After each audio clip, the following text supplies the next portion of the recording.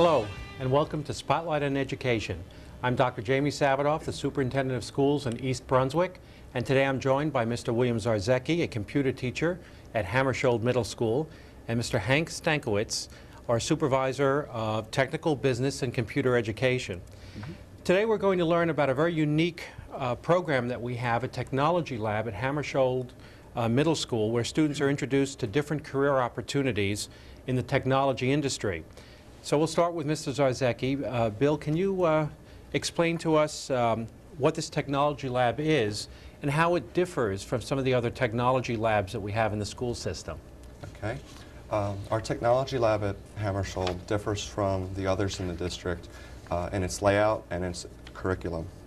The stations are located around the perimeter of the room, with the teacher area being in the center.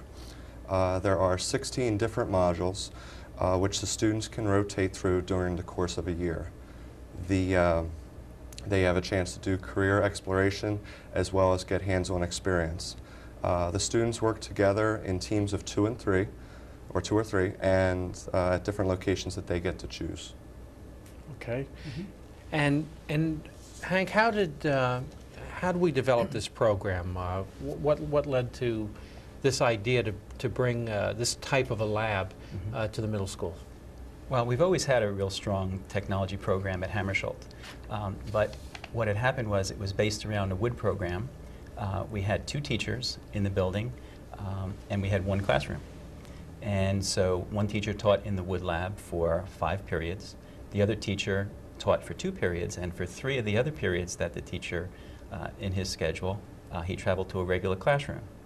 And he traveled with a cart with his hand tools and his materials on it, and it was pretty difficult, and also not very good for the students.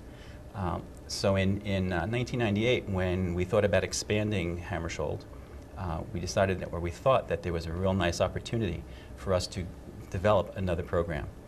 And so we looked at what the state was doing as far as requiring career awareness. We looked at a lot of different vendors. We did a lot of research, and we came up with a framework whereby students could rotate through a number of different career areas, and decided that that was, the target that we wanted to address. And in 1998, when the building was finished in September, students were put into that program. The program is also a highlight, or we're part of a program where people come in. We're a demonstration site for one of the companies that we bought it from.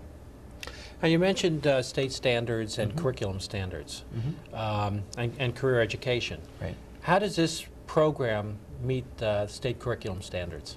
Okay. In 1996, the State Board of Education adopted their core curriculum content standards, which basically set 7 areas of academics and set standards for how students need to perform in them. They also came up with what they call the cross-content workplace readiness standards, and there are 5 areas there. The first one being career education. And so when we took a look at that, we decided that students would cycle right through 16 of these workstations, and there are many different workstations that they can go through. For instance, in video editing, a student would sit at the station with a partner, learn what it is to be a video editor, and then could decide whether that was something that they wanted to target for in the future. And it's a success no matter what. It's always successful because, number one, a student might decide that video editing is really not what they want to do. And that's a success because that eliminates one of the possibilities that they have to look at. Or they might decide that they really like video editing, in which case they can target further research. There are courses that they can take in East Brunswick and move forward with that. We're talking about 16 stations that students rotate through. So, Mr. Zarzecki, if you could, tell us about some of these stations, and Hank started to tell us about video editing.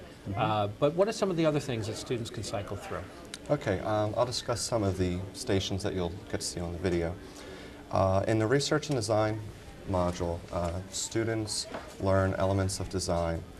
They first design a car on paper, and then they build their way up to a styrofoam mock-up of the car. which leads finally to a product made out of wood. Then they test the car on an electronic racetrack and make changes to the car to attain the best model possible. In the audio communications module, students explore a wide variety of broadcasting techniques that people on the radio would use. News, weather, sports, traffic, interviews, etc. And they use certain equipment with that. In the digital music module, students use an electronic keyboard and a computer which communicate with each other through the MIDI interface. And using the software and the keyboard, the students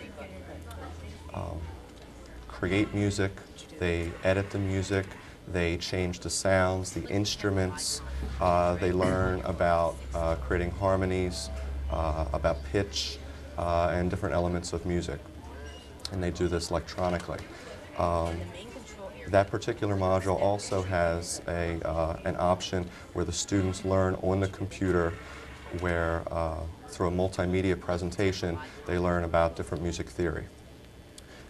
In the flight simulator module, students learn about all aspects of flight, from basic controls like the yoke, the throttle, and the rudder.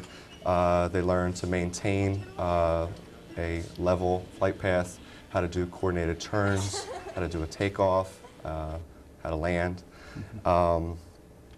and changing altitude. In the vinyl sign making module, the students first learn the sign making software. In learning that software, they work with text and graphic tools that gets them comfortable enough to where they can design the signs and the reasons to make a sign and the various uses of signs in society.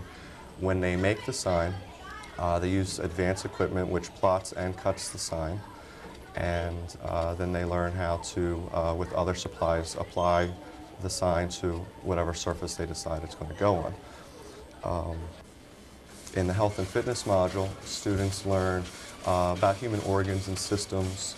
They acquire a certain amount of knowledge and they practice that knowledge by testing blood pressure, pulse, temperature, and they do that through resting activity and active activity. The active activity, they actually run on a treadmill in class to change or elevate the blood pressure, pulse, or temperature.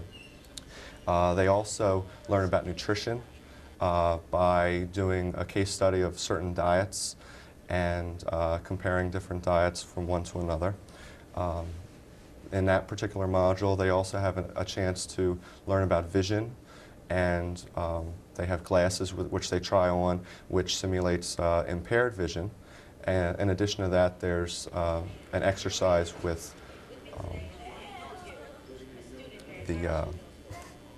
an audio tape which simulates a hearing impairment. Okay. So, to name a few. This is quite a change from when most of us, Bill's a lot younger than we are, but from when most of us went to school, and our career education consisted of us reading about a particular field. Now, through technology, students can actually get some hands-on feel for this. Is there one module that the students seem to gravitate toward more than others, or a couple that are Actually, favorites? all of them that are very, very popular, but if I had to name the top three, it would be vinyl sign making, virtual makeover, and research and design. Virtual makeover? Virtual makeover, yeah. The students use specific software that makes over a person. You can change their hair, their eye color. They can add makeup like lipstick or eyeliner or blush or foundation. And what happens is the students first learn the software, then they take a picture of themselves, or someone takes a picture of them, and then they do a makeover themselves. And what happens is they have a before picture and an after picture, and then they print it out. So that's definitely one of the more popular ones to do. I want to go back. You said something about the, I was fascinated with the idea of the race car, module. You said they test on an electronic test track. What is Yes. that? We have a track that in the lab when it's set up, students get to race their cars against each other, and that's part of the testing that we do. We want to see how fast a car can go. Early on in the module, they learn about horsepower and aerodynamics, and so they're trying to make their car the best possible. And after they make the car, they still continue the refinement process. Well, what if we change the wheels? What if we add weight? What if we Lower the reposition, design, make it more right, or wind, reposition the car? Okay. But the electronic racetrack has sensors that actually records the speed and time in which the cars go down the track. That's great. What are some of the projects? We were talking about a few of the virtual makeover and the race car. Are there other projects that students have worked on and produced? Well, in addition to making the cars, they have produced various vinyl signs and bumper stickers at the vinyl sign module, some of which we've actually used in the school store at Hammarskjold. They've created and edited TV commercials, one of which they're actually working for the school store again, trying to integrate the two to help the one club out at our school. They designed an advertising campaign where at graphic design, they design, after they learn the software, they design a logo which, after they're finished with it, they actually transfer onto a t-shirt. Another project that one of the students is working on is in multimedia and animation. They work on a program called Flash, and they create an animation that we want to integrate in with the other stations, like video editing. So, So there's really at most of the stations, I guess they end up with a product that they've been able to produce. Most of the stations, there are products. A few that don't end up with an end product are the ones that do more experiments or higher level thinking skills, like laser communications. They would work with a transmitter and a receiver and how the communication works over the beam of light, how they would design an alarm system. How can we make the alarm system better? They learn about open and closed circuits. In Flight Simulator, they don't just land and take off and land the plane. They would decide, well, how much fuel is this going to take if we make the course in this direction for this distance? And if we alter the course and speed, will it change our fuel consumption? So they would concentrate more on the higher level thinking skills. And even though this is we call it a technology elective or a career elective, I mean, there's an integration of math, of science, of language skills, of writing skills. So it really brings all the disciplines together, as you said, in a higher order thinking way to get students to apply knowledge that they have in other areas. Kind of what happens in the real world. Yeah, well, that's true. Yeah, it's an application of skills.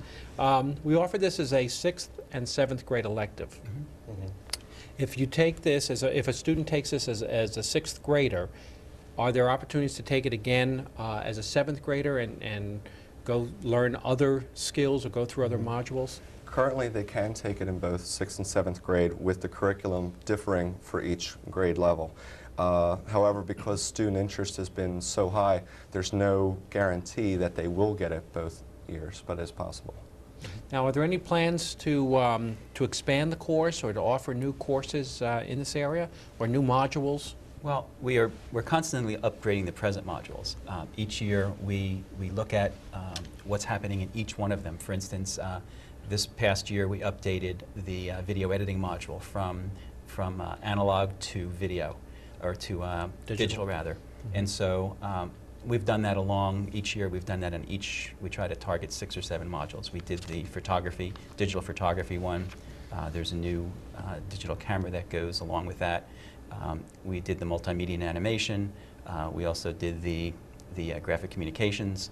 So we are updating the modules themselves. Since we have 16 of them, and students typically only are able to get through 5 to 7 of them because of the time in the day, it's a full year course, but it's offered every other day. So there's roughly 90 sessions that students meet, and the modules generally last 12 to 15 days each.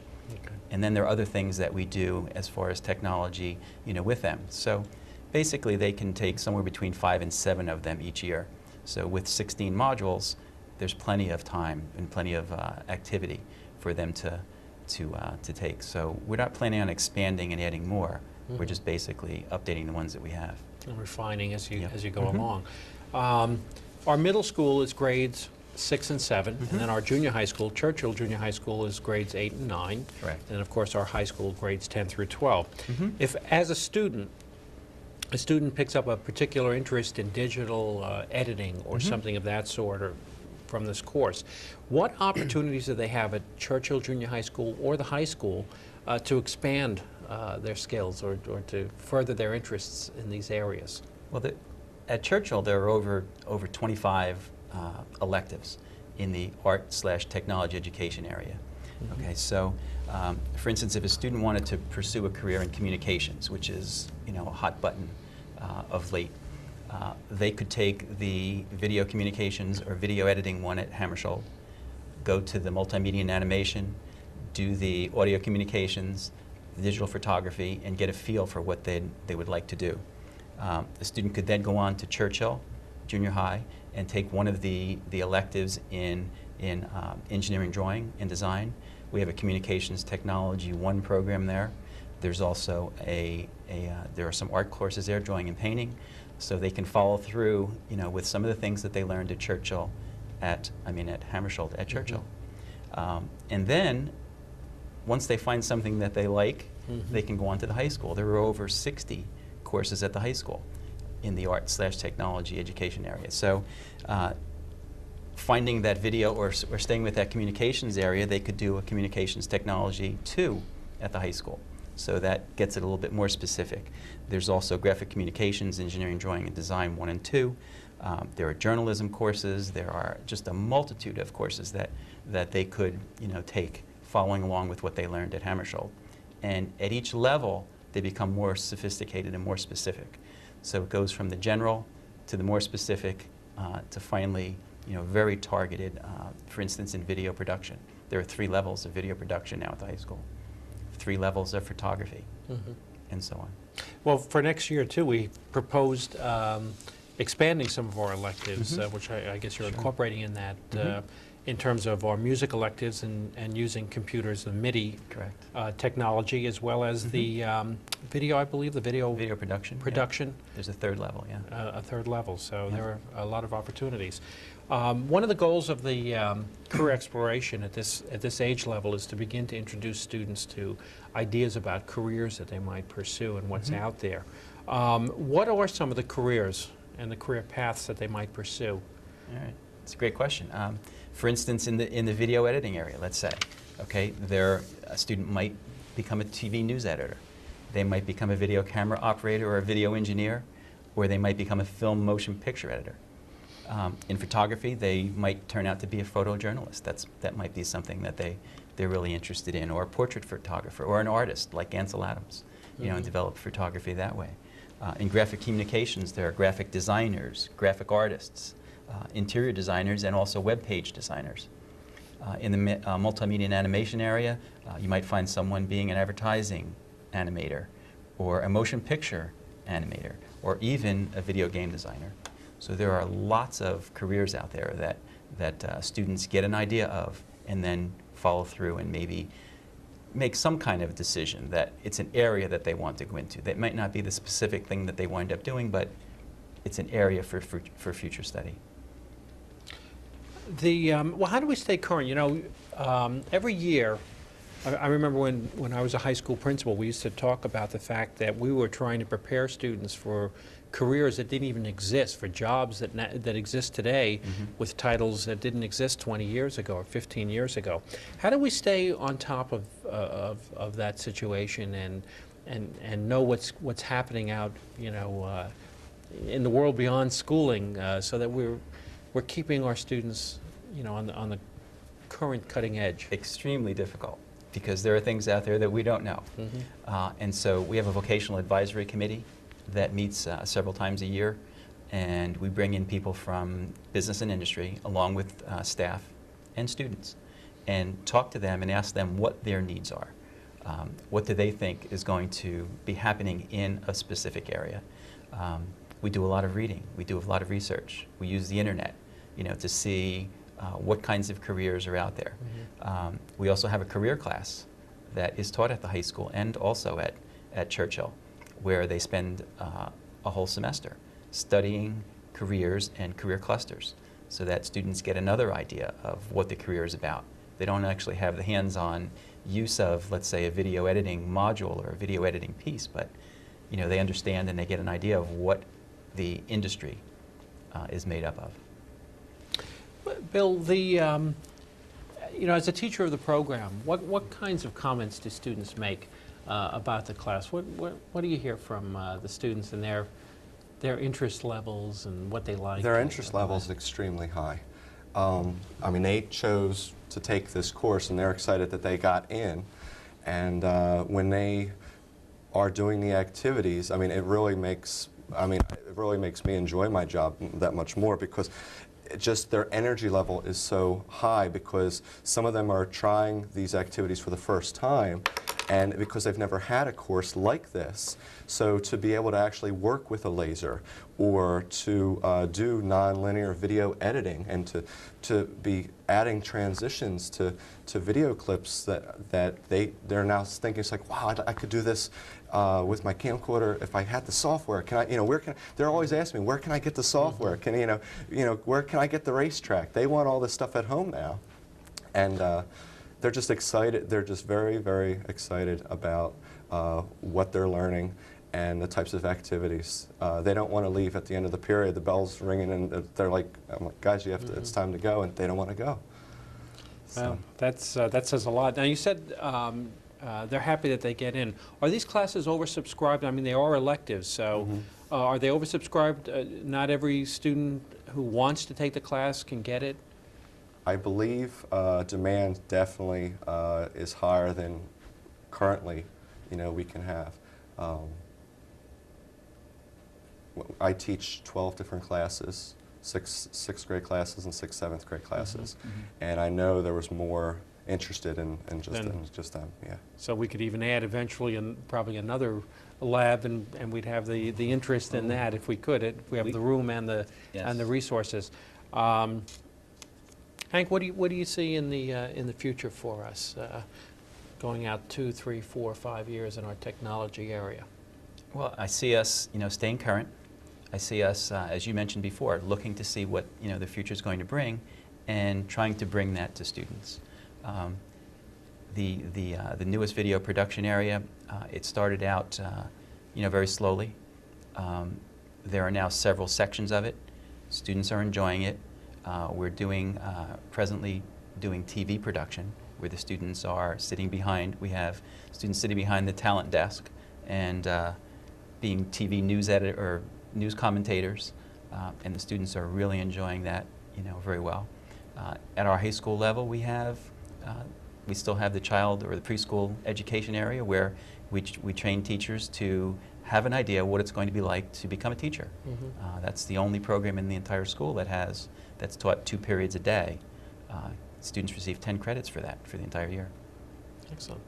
Is there anything either of you would like to add before we close the program? I'm just happy to be part of the program. It's a great program, and I just hope it continues. I mean, it's just wonderful.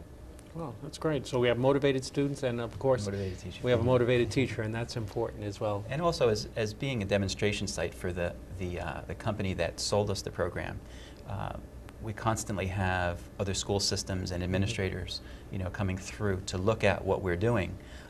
And when they leave, their response is, "This is terrific. We wish we could do this." And some of them are coming to our school because they're planning to do this in the future.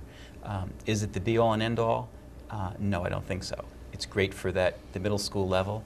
It might even be successful at the junior high level, but then you need to be more specific. You need to get to the nuts and bolts of each of those programs. But it does give them an opportunity, give our students an opportunity to explore these opportunities, and certainly technology is something that kids today, starting at 2, 3 years of age, are very interested in. Absolutely.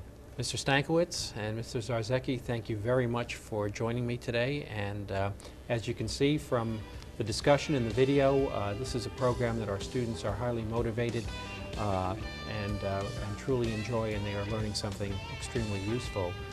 Thank you very much for watching today, and thank you for joining us.